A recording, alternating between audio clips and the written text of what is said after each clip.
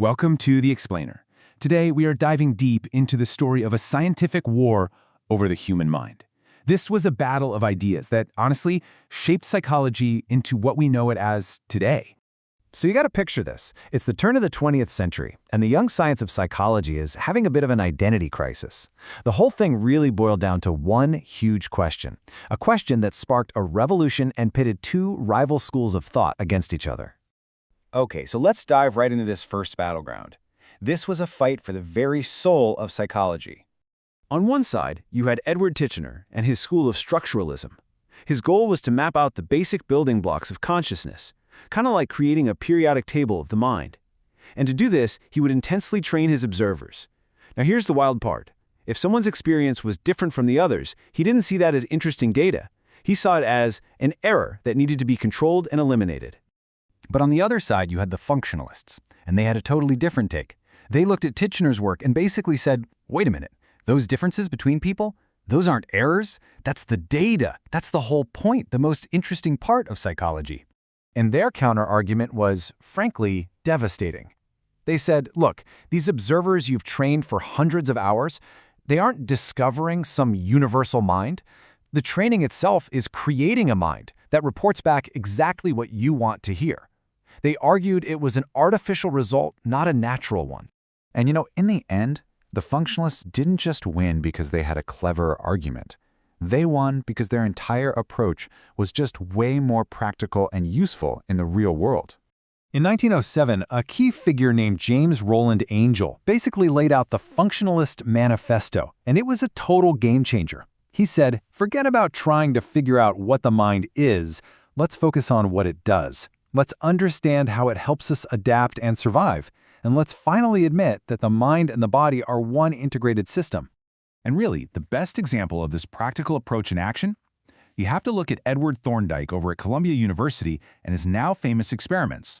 So Thorndike is watching these cats try to get out of these little puzzle boxes, right? And he has this aha moment that leads to his foundational concept, the law of effect. It's super simple but absolutely profound. Any action that's followed by a good outcome, a satisfying consequence, is more likely to happen again. Any action followed by an annoying consequence is less likely. This simple idea became a cornerstone for how we understand learning. So when you boil it all down, this is why functionalism won. It wasn't stuck in some ivory tower lab. It was practical. It was useful. It gave us things like educational psychology and mental testing. It was a psychology that actually did stuff. A very American idea, right? It just worked. But here's the twist. Just as the functionalists were taking their victory lap, a new, even more radical challenger shows up on the scene. His name was John B. Watson, and his big idea was that talking about the mind at all was unscientific and a complete waste of time. In 1913, he drops this absolute bombshell, the Behaviorist Manifesto. His argument was pretty blunt. If psychology wants to be a real, hardcore science like physics or chemistry, it has to stop talking about fuzzy, unseeable things like consciousness and feelings. We should only study what we can actually observe and measure, behavior. And the poster child for this whole idea was the famous, or maybe infamous, experiment with little Albert. The story goes that Watson proved he could take a perfectly happy baby and through simple conditioning make him terrified of a fluffy white rat. This story became the perfect advertisement for behaviorism. See, we can engineer emotions. Yeah, that story was repeated in pretty much every intro psych textbook for a century. But, as you can probably guess, the reality behind the legend is, well, it's a lot messier. Okay, so let's break down what really happened. First off, this was a study of one kid, a single subject, and many researchers now believe this child may have had a serious neurological condition, making him anything but a typical baby. On top of that, the conditioning itself was super inconsistent, and Watson kind of exaggerated the results in his report. And the wildest part, the only reason Albert was never deconditioned is because Watson got fired from the university for having a very public affair with his research partner. The whole thing was just a mess. This whole push to get rid of the mind actually created a big split inside behaviorism. Watson's original idea was what we call methodological behaviorism. He was basically saying, hey, the mind might exist, but our tools can't study it objectively, so let's just put it in a black box and ignore it. But then decades later, B.F. Skinner comes along and takes it way further. He was a metaphysical behaviorist. He wasn't just saying ignore the mind, he was saying the mind as we think of it doesn't even really exist. He called mental states explanatory fictions. Okay, so after all that drama, what's the big takeaway? Why does any of this matter today?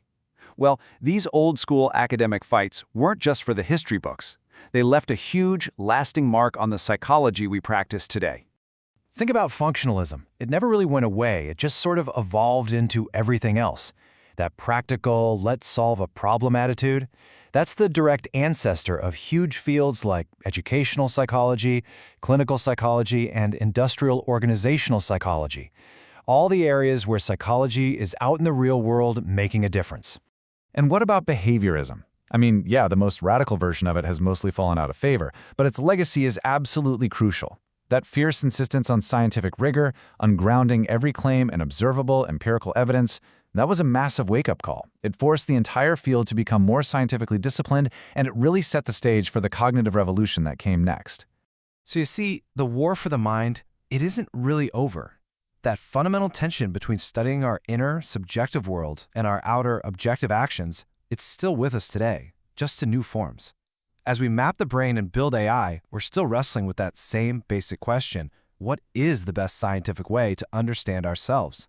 It just reminds us that this quest to psychology's great and very much unfinished story.